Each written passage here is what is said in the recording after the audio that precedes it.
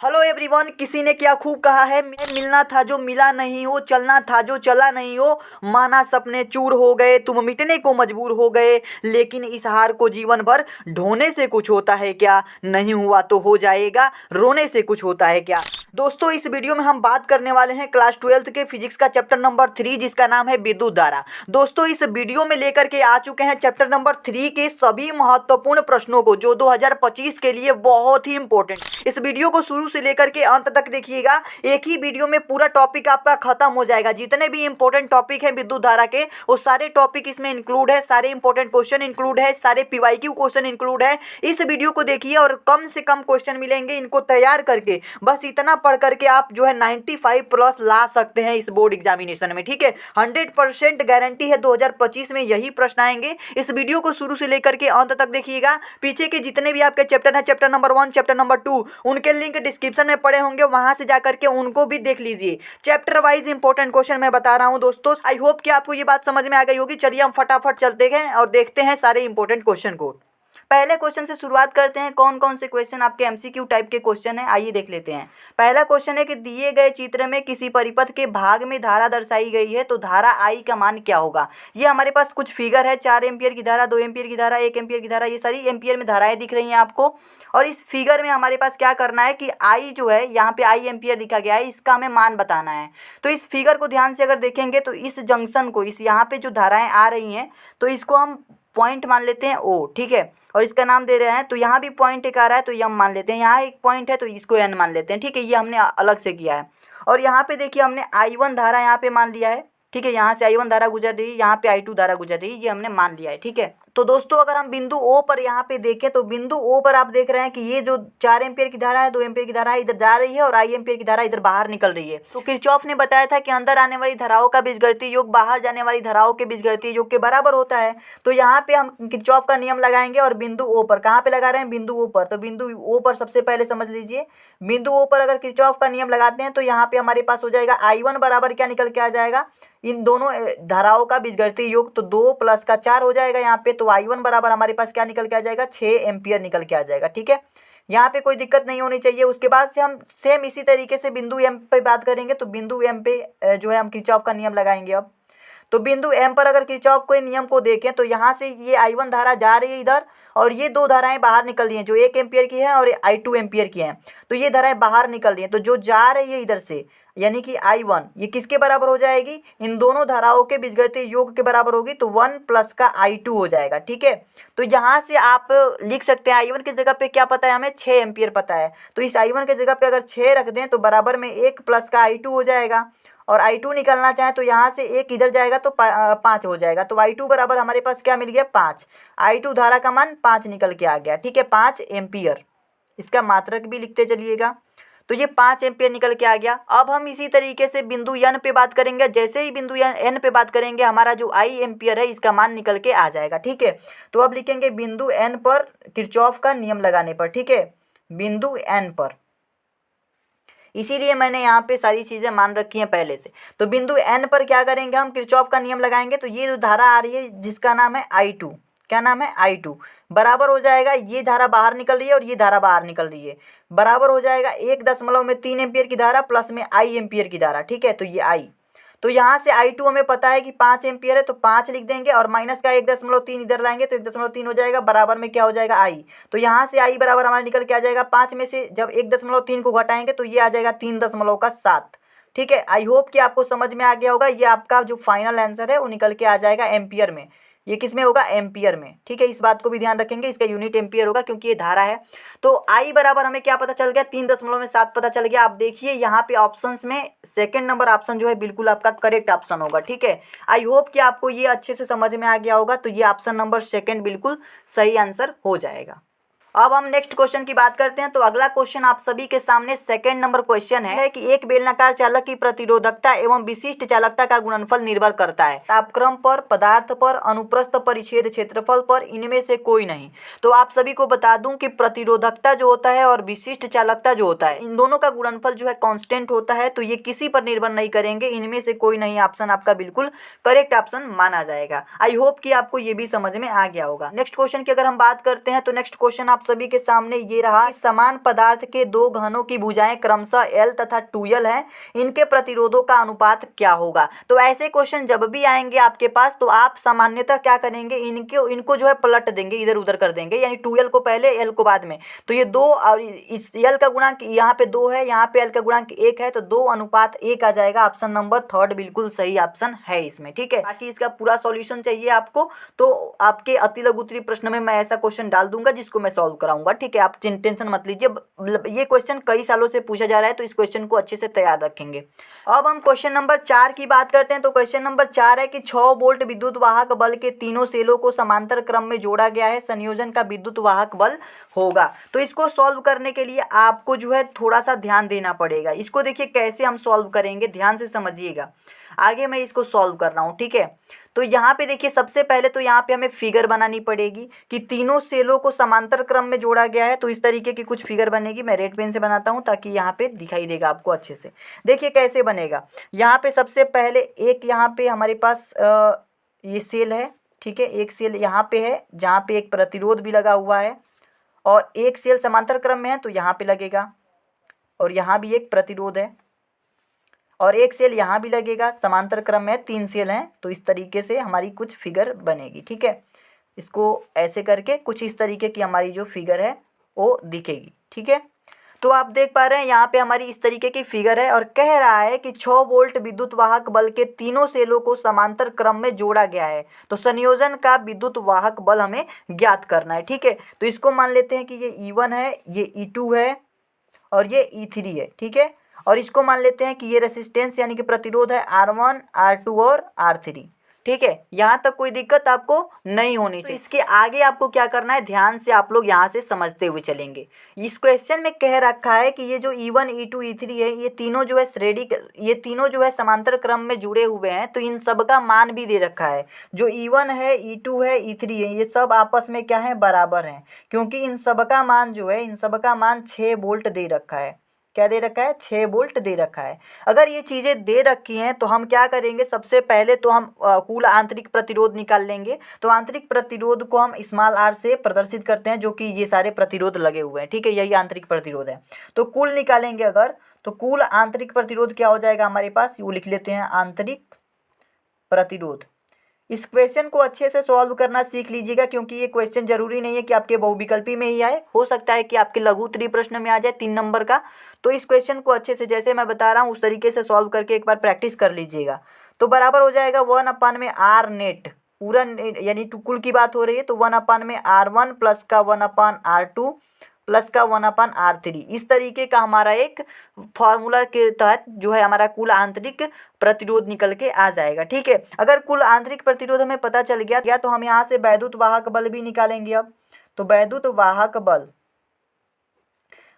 वाहक बल की अगर बात करते हैं तो इसका फार्मूला होता है धारा बट्टा में कुल प्रतिरोध, ठीक है। कुल आंतरिक प्रतिरोध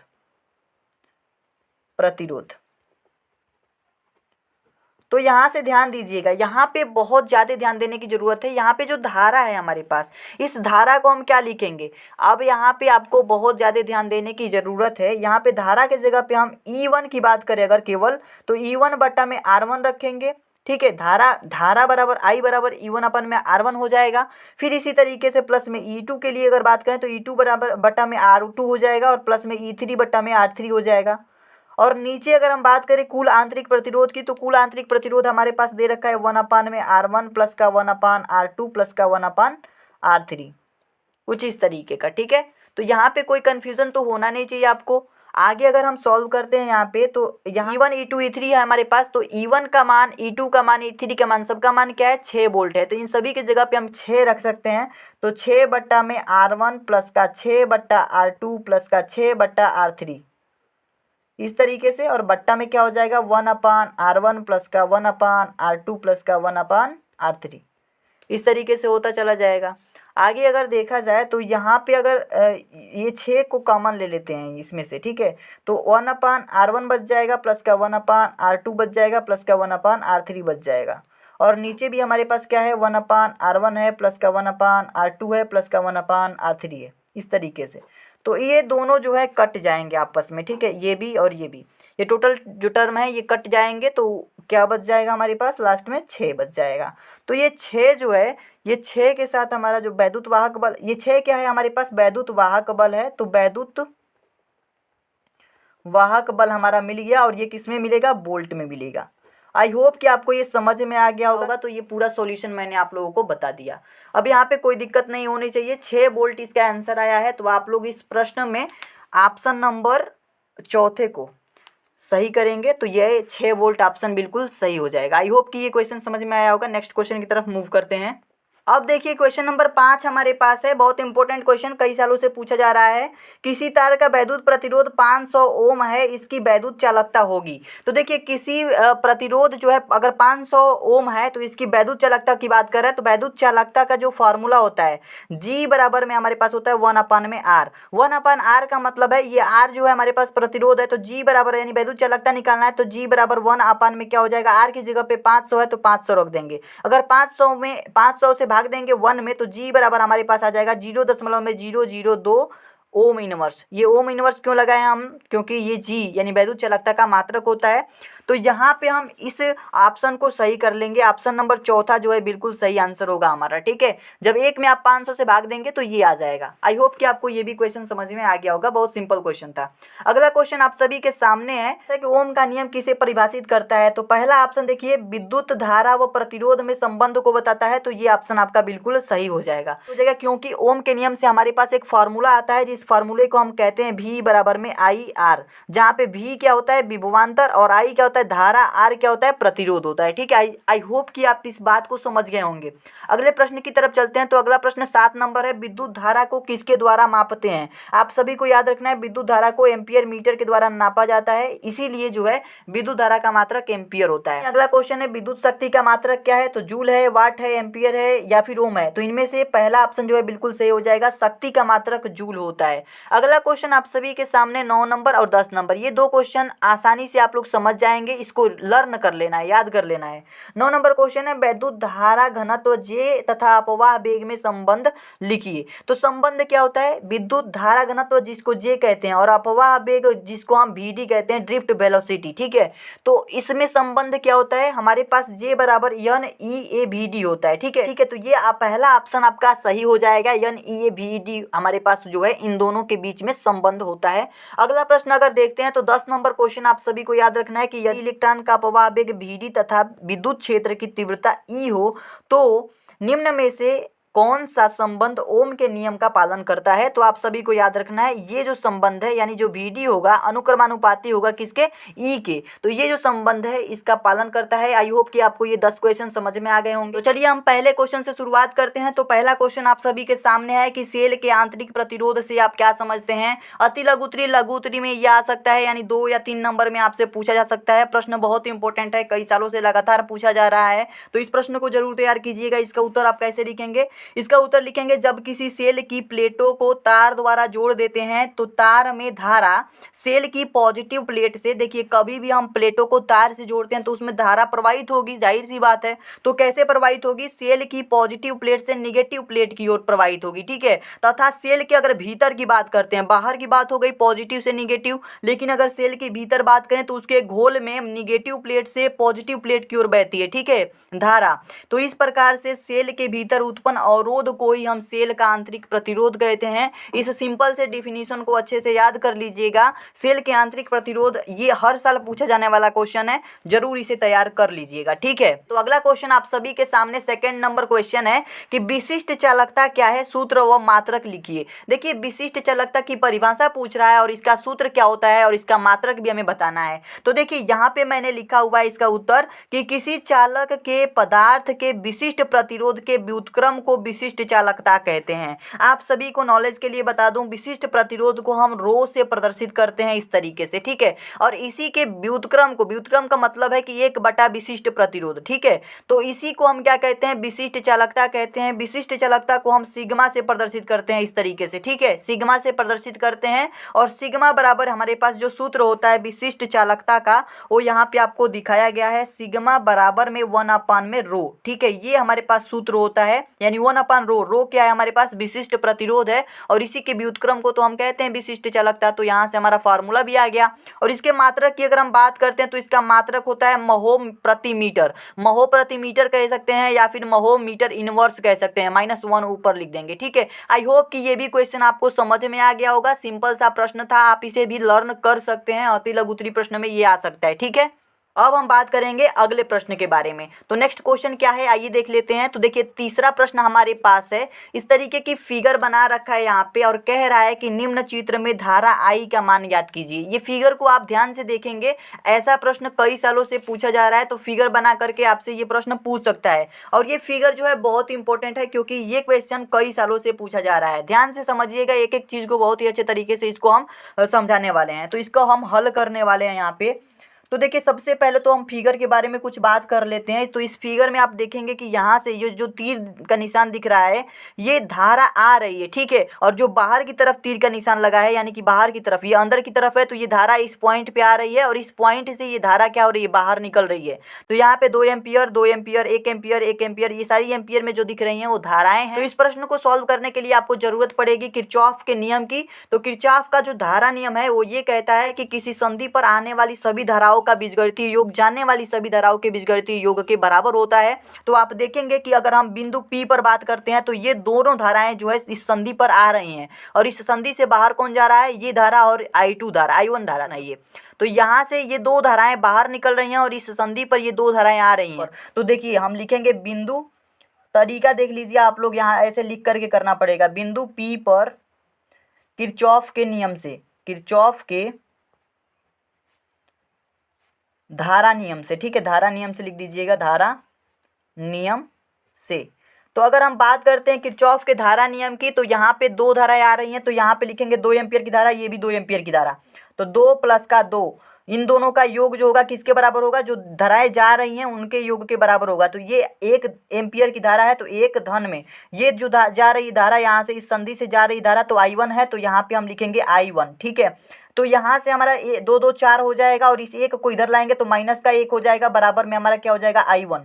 तो यहाँ से I1 का मान 4 में से 1 को घटा देंगे तो 3 आ जाएगा, यानी कि I1 बराबर हमारे पास क्या प्राप्त हो गया, 3 प्राप्त हो गया। ठीक है, 3 एम्पियर की धारा यहाँ पे I1 की जगह पे प्राप्त हो गई है, तो ये एम्पियर में रहेगा। ठीक है, तो यहाँ पे अभी आ गया 3 एम्पियर। अभी हमारा इस क्वेश्चन का सॉल्यूशन पूरा नहीं हुआ है, अभी ध्यान से देखिए। अब हम बिंदु Q पर इस पॉइंट पे बात करेंगे सभी धाराओं को। ठीक है, तो सभी धारा का यहाँ पे हम अगर धारा देखना चाहें तो देखिए बिंदु P पर जिस तरीके से हमने लगाया उसी तरीके से बिंदु Q पर भी हम किरचॉफ का नियम लगाएंगे। तो बिंदु Q पर किरचॉफ का नियम, किरचॉफ के धारा नियम से वही चीज़ लिखेंगे जो हमने ऊपर लिखा है। तो धारा नियम से अगर देखें तो यहाँ पे हमारे पास क्या होगा, अब देखिए इस पे बिंदु Q पर आप देखेंगे तो ये I1 धारा आ रही है, और ये जो हमारी 1 एम्पियर की धारा है जा रही है, और I2 धारा भी जा रही है। तो यहाँ से हम लिख सकते हैं I1 जो धारा है ये किसके बराबर होगी, ये जो हमारे पास 1 एम्पियर की धारा है इसके योग, और इसके और ये I2 के योग के बराबर होगी। तो जो I1 का जो मान है ये हमें पता चल गया है, तो 3 रख देंगे I1 के जगह पे, बराबर में 1 हो जाएगा प्लस का I2 हो जाएगा। और यहाँ से अगर हम बात करें तो 1 को इधर लाएंगे तो हमारे पास I2 बराबर क्या निकल के आ जाएगा, 1 इधर जाएगा तो माइनस में हो जाएगा, तो ये 2। तो I2 धारा का मान जो है हमारे पास 2 एम्पियर निकल के आ गया है। क्या निकल के आ गया, 2 एम्पियर निकल के आ गया। आई होप कि ये सारी चीज़ें आप लोगों को समझ में आ रही होंगी। अब हम ठीक इसी तरीके से, जिस तरीके से हमने दोनों पॉइंट पे बात किया, उसी तरीके से हम लास्ट वाले पॉइंट R वाला पॉइंट जो है यहाँ पर भी हम किरचॉफ का नियम लगाएंगे। तो लिखेंगे बिंदु R पर किरचॉफ के धारा नियम से, किरचॉफ के धारा नियम से। तो अगर हम बात करते हैं बिंदु R पर किरचॉफ के धारा नियम की, तो यहाँ पे देखिए I2 धारा इधर आ रही है इस जंक्शन पे, यानी कि इस पॉइंट पे क्या हो रही है, आ रही है, और इस पॉइंट पर ये भी धारा आ रही है, और ये धारा जो है इस पॉइंट से जा रही है। तो जो धाराएं आ रही हैं वो कौन कौन सी हैं, I2 धारा आ रही है बिंदु R पर, और प्लस में ये 1 एम्पियर की धारा भी आ रही है, तो 1 जोड़ देंगे इसमें। ठीक है, बराबर किसके हो जाएगा, ये जो धारा जा रही है और ये भी जा रही है, I धारा जा रही है और 1.2 की धारा जा रही है, तो 1.2 एम्पियर की धारा जा रही है और I धारा जा रही है, तो यहाँ पे I लिख देंगे। तो इसको अगर हम सॉल्व करते हैं तो I2 का मान हमें प्राप्त हो गया है ऊपर 2, तो यहाँ पे 2 रख देंगे, प्लस का 1 बराबर में 1.2 प्लस का I। ठीक है। अगर इसके आगे सॉल्व करते हैं तो 2 1 क्या हो जाएगा 3 हो जाएगा, और इसको इधर लाते हैं तो माइनस का 1.2 हो जाएगा, बराबर में क्या हो जाएगा आई। तो यहाँ से आई का मान निकल जाएगा, तो आई बराबर निकालेंगे तो हमारे पास अगर 3 में से 1.2 घटेगा तो क्या बच जाएगा, 3 में से जब 1.2 घटेगा तो 1.8 प्राप्त हो जाएगा। ठीक है, तो ये हमारे पास जो है इतना एम्पियर की धारा जो है आई का मान निकल के आ गया है। ठीक है, तो इतना एम्पियर की धारा जो है इस परिपथ में बह रही है। आई होप कि आपको समझ में आ गया।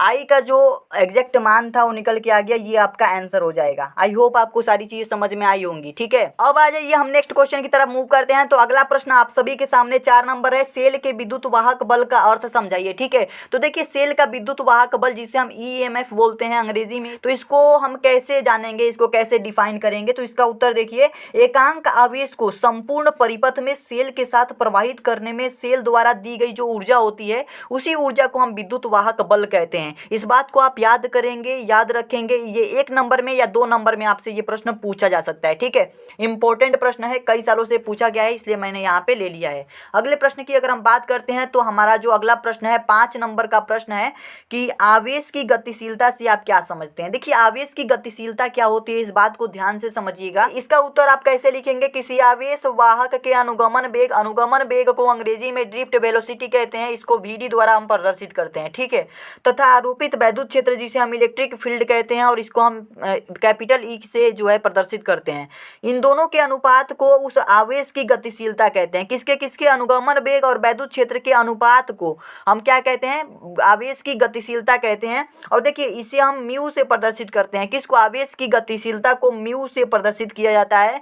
और म्यू बराबर हमारे पास जो फॉर्मूला निकल के आता है यहाँ पे, इन दोनों का अनुपात, किसका किसका, अनुगमन वेग और वैद्युत क्षेत्र का अनुपात। तो ऊपर अनुगमन वेग है जिसको हम VD कहते हैं और नीचे E है हमारे पास जिसको हम वैद्युत क्षेत्र कहते हैं। और इसके मात्रक की अगर हम बात करते हैं तो मीटर स्क्वायर सेकेंड वोल्ट इसका जो है मात्रक हो जाता है। आई होप कि आपको ये सारी चीजें समझ में आई होंगी।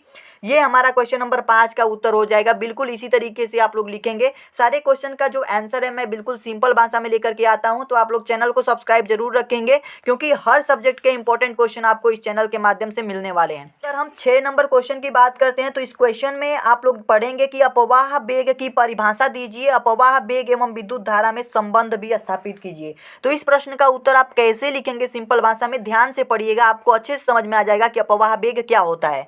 तो देखिए उसका उत्तर हो जाएगा, जब किसी चालक को बैटरी से जोड़ दिया जाता है तो चालक में एक वैद्युत क्षेत्र स्थापित हो जाता है। आप सभी को पता होना चाहिए, जब भी किसी चालक को बैटरी से जोड़ेंगे तो वैद्युत क्षेत्र का स्थापित होना जाहिर सी बात है, होगा ही होगा। तो वैद्युत क्षेत्र जो है स्थापित हो जाता है जिसके कारण चालक के इलेक्ट्रॉन पर लंबाई की दिशा में एक नियत फोर्स यानी कि जो नियत बल है लगता है। ठीक है, कांस्टेंट फोर्स लगता है। इस बल से इलेक्ट्रॉन को सूक्ष्म नियत वेग मिलता है, यानी कि एक सूक्ष्म नियत वेग मिलता है जिसे अनुगमन वेग यानी कि अपवाह वेग कहते हैं। तो अपवाह वेग को ही हम अनुगमन वेग भी कहते हैं और इस वेग को हम VD से प्रदर्शित करते हैं, यानी ड्रिफ्ट वेलोसिटी अंग्रेजी में कहते हैं और इसको हम प्रदर्शित VD से करते हैं। ठीक है, और इसका जो फॉर्मूला होता है VD बराबर में EV अपन में ML इंटू का टाउ होता है। ठीक है, तो इस तरीके से इसके फार्मूले को भी आप लोग लर्न कर लेंगे क्योंकि इसका फार्मूला बहुत इंपॉर्टेंट है। बहुत सारे जो है आपके न्यूमेरिकल क्वेश्चन में भी इस फार्मूले का यूज होता है। आगे हम बात करते हैं तो इसमें संबंध भी पूछा है कि अपवाह वेग और धारा में संबंध क्या होता है। तो हमने अगला हेडिंग बनाया है अपवाह वेग व धारा में संबंध। इसका जो पूरा डेरिवेशन है मैं करा दूंगा आप लोगों को। फिलहाल मैं आप लोगों को समय कम होने के कारण बस इतना बता देता हूं कि इन दोनों के बीच में संबंध क्या है। तो इसका आंसर हो जाएगा I बराबर में N E A B D होता है, जहां पे I की बात करें तो धारा होता है, N की बात करें तो इलेक्ट्रॉन की संख्या है और E की बात करें तो चार्ज यानी इलेक्ट्रॉन है और A की बात करें तो क्षेत्रफल है और VD की बात करते हैं तो अपवाह वेग है। आप सभी को ये चीजें समझ में आ गई कि जो धारा है और अपवाह वेग दोनों में संबंध क्या है, ये सारी चीजें समझ में आ गई। इस प्रश्न का उत्तर आप इस तरीके से अगर लिखते हैं तो आपको 3 में 3 नंबर पूरा मिल जाएगा और ये प्रश्न जो है 3 नंबर में ही आएगा। तो आई होप कि आपको ये सारी चीजें समझ में आ गई होंगी दोस्तों। तो दोस्तों जैसा कि आपको पता है कि अभी हमने बहुविकल्पीय प्रश्नों को पढ़ा, फिर अति लघु उत्तरी प्रश्नों को पढ़ा, फिर लघु उत्तरी प्रश्नों को देखा। ठीक है, जिनमें हम 1 नंबर 2 नंबर और 3 नंबर वाले सभी प्रश्न कर लिए हैं। अब हम करेंगे 5 नंबर में पूछा जाने वाला महत्वपूर्ण प्रश्न जो हर साल आपके बोर्ड एग्जाम में आता है। इस प्रश्न को लेकर के आया हूं और इस प्रश्न को जरूर तैयार कर लीजिएगा, ये बोर्ड का फेवरेट क्वेश्चन है। ठीक है, इस क्वेश्चन को जरूर तैयार कर लीजिएगा। क्वेश्चन क्या है हमारे पास, देखिए 5 नंबर में ये पूछा जाएगा, यानी कि विस्तृत उत्तरीय प्रश्न होने वाला है, इसको जरूर तैयार कर लीजिएगा। प्रश्न है कि वैद्युत परिपथ के लिए किरचॉफ के नियमों को लिखिए, यानी कि किरचॉफ के नियम को लिखना है।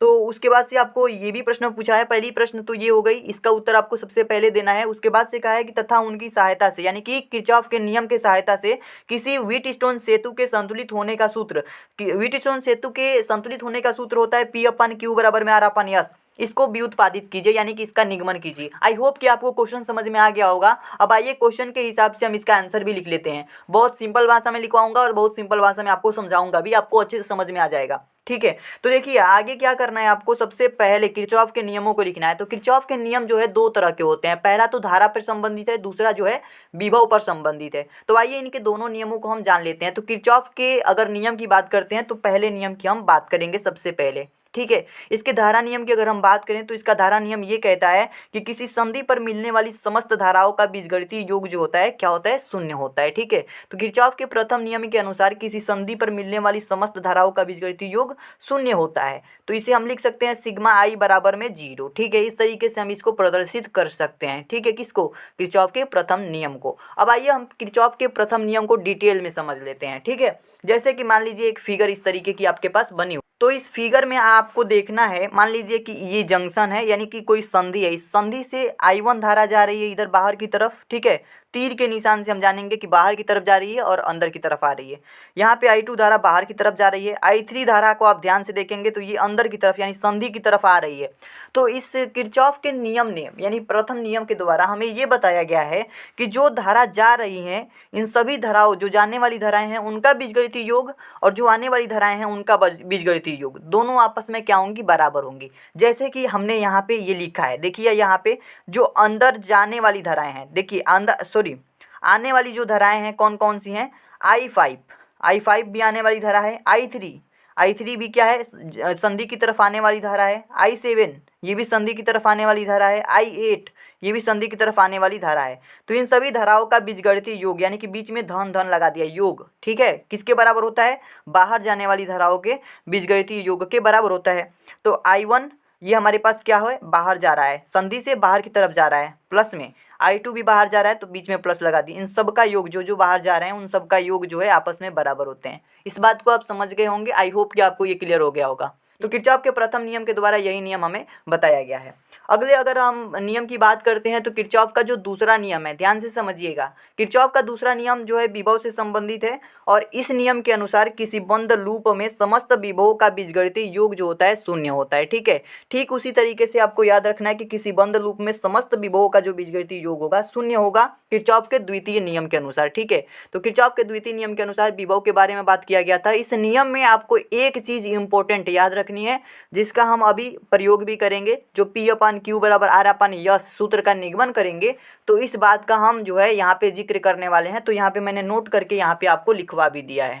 तो आपको इस बात को ध्यान में रखना है, क्या है कि धारा की दिशा में चलने पर प्रतिरोध के सिरों का विभव जो है निगेटिव होता है। ठीक है, कहने का मतलब ये है कि अगर आप धारा की दिशा में नहीं चल रहे हैं तो प्रतिरोध के सिरों का जो विभव होगा वो धनात्मक होगा, लेकिन अगर आप धारा की दिशा में चल रहे हैं तो प्रतिरोध के सिरों का जो विभव होगा वो क्या होगा, ऋणात्मक होगा, यानी कि निगेटिव होगा। ठीक है, इस बात को आप ध्यान में रखेंगे। जैसे कि एग्जाम्पल के तौर पर एक परिपथ बनाया गया जिसमें ये R प्रतिरोध है और ये I धारा इस परिपथ में बह रही है, तो यहाँ पे भी जो विभव होगा हमारे पास IR तो होगा ही, क्योंकि ओम के नियम के अनुसार हमें पता है कि V बराबर IR फॉर्मूला होता है धारा गुणे प्रतिरोध। ठीक है, तो ये निगेटिव टाइम होगा क्योंकि धारा की दिशा में इस प्रतिरोध के सिरों का विभव हम ज्ञात कर रहे हैं। ठीक है, अगर धारा की दिशा में नहीं होता तब हम यहाँ पे प्लस का IR लिख देते। ठीक है, आई होप कि ये बात समझ में आ गई होगी। आइए हम जो इस प्रश्न में सेकेंड जो है प्रश्न पूछा गया है, क्या पूछा गया है कि उनकी सहायता से, यानी किरचॉफ के नियम की सहायता से ही हमें इस सूत्र का जो है निगमन करना है। तो आइए हम इस सूत्र के निगमन को भी हम देख लेते हैं। ठीक है,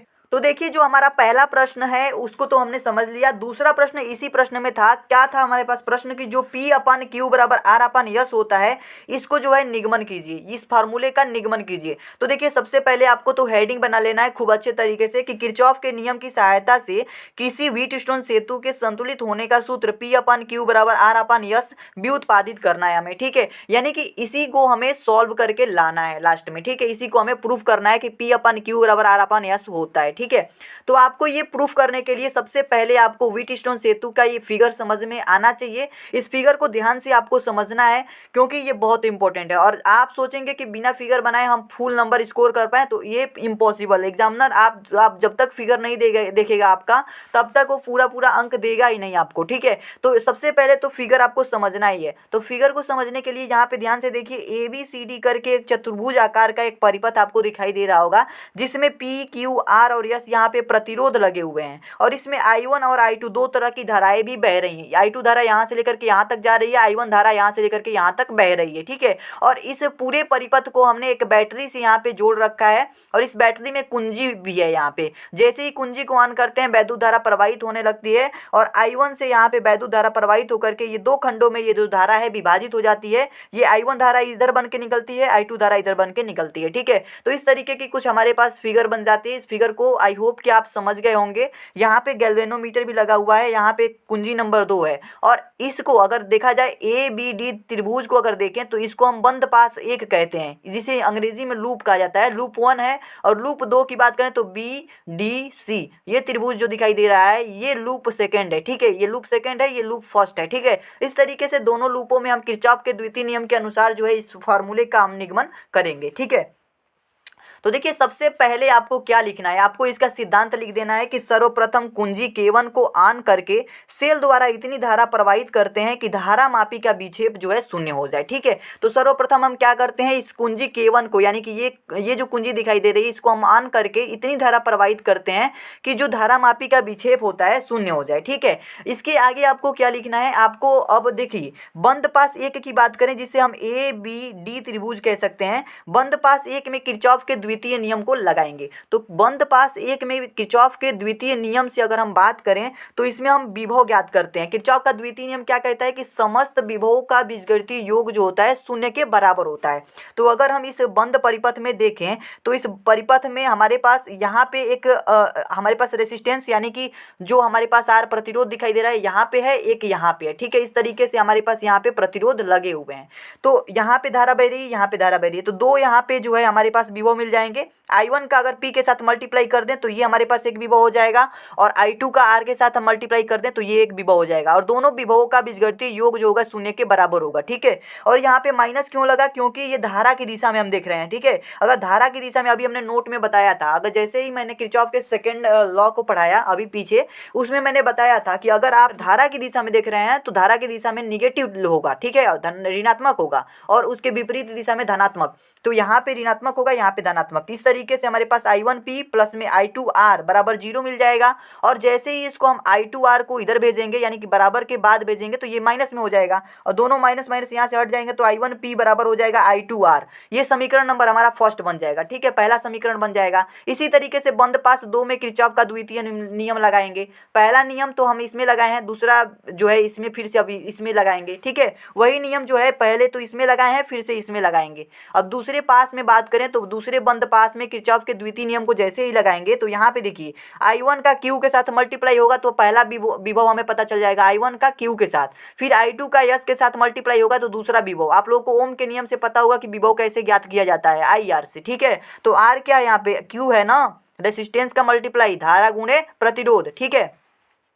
तो यहाँ पे जो बंद पास 2 में किरचॉफ के द्वितीय नियम को जब लगाएंगे तो हमारे पास मिलेगा माइनस का I1Q प्लस का I2S, ठीक है। देखिए I1Q का मल्टीप्लाई हो जाएगा यहाँ पे I1Q का, तो पहला विभव हो गया। इसको निगेटिव मानेंगे क्योंकि ये धारा की दिशा में हम देख रहे हैं, ये विपरीत दिशा में है, तो I2 का S के साथ मल्टीप्लाई होगा तो ये प्लस में होगा, ठीक है। और जैसे ही इस प्लस वाले I2S को हम इधर भेजेंगे तो I1Q बराबर में प्लस का I2S हो जाएगा, और दोनों का माइनस माइनस जो है कट जाएगा आपस में, तो I1Q बराबर में I2S मिल जाएगा, जिसको हम समीकरण नंबर सेकंड बना लेंगे, ठीक है। इन दोनों समीकरणों को अगर आप ध्यान से देखेंगे तो इनको अगर डिवाइड करते हैं, मान लीजिए कि आगे हम इसको सॉल्व कर रहे हैं, तो समीकरण नंबर 1 और समीकरण नंबर 2 को भाग देने पर, यानी कि जो हमारे पास इसका लेफ्ट हैंड साइड है LHS है, इस LHS का इस LHS से भाग देंगे, और इस RHS का इस RHS से भाग देंगे। तो यहाँ पे देखिए I1P का भाग देंगे I1Q से, I2R का भाग देंगे I2S से। तो यहाँ पे I1 और I1 कट जाएगा, यहाँ I2 कट जाएगा, क्या बच जाएगा हमारे पास, P अपान में Q बच जाएगा बराबर में R अपान का यस बच जाएगा। ठीक है, तो इस तरीके से हमारे पास जो फॉर्मूला था वो डिराइव्ड होकर के निकल चुका है। यही हमारा निगमन जो है ज्ञात करना था। आई होप कि आपको ये समझ में आ गया होगा। ठीक है, किसी भी तरीके की कोई दिक्कत लगी हो आप लोग कमेंट करके बता सकते हैं, मैं वहाँ पे आपको फिर से दूसरी वीडियो में समझा दूंगा। किसी भी तरीके की वैसी दिक्कत होनी नहीं चाहिए, क्योंकि सारी चीज़ों को मैंने बहुत ही अच्छे तरीके से आपको एक्सप्लेन किया है। ठीक है, आई होप कि आपको ये वीडियो पसंद आई होगी दोस्तों। ऐसी ऐसी जो भी वीडियोज़ आपके पास मिल रही हैं जिसमें सारे चैप्टर के हम इंपॉर्टेंट क्वेश्चन बता रहे हैं, उन सभी वीडियोज़ को देखते जाइए। इस चैनल को सब्सक्राइब भी कर लीजिए, क्योंकि आपके एग्जामिनेशन तक हम आपका साथ छोड़ने वाले नहीं हैं। ठीक है, आई होप कि आपको ये सारी चीज़ें समझ में आ रही होंगी। अब नेक्स्ट चैप्टर जो है नेक्स्ट वीडियो में हम लोग करेंगे दोस्तों। अभी के लिए इतना ही, मिलते हैं एक नई वीडियो में, तब तक के लिए धन्यवाद।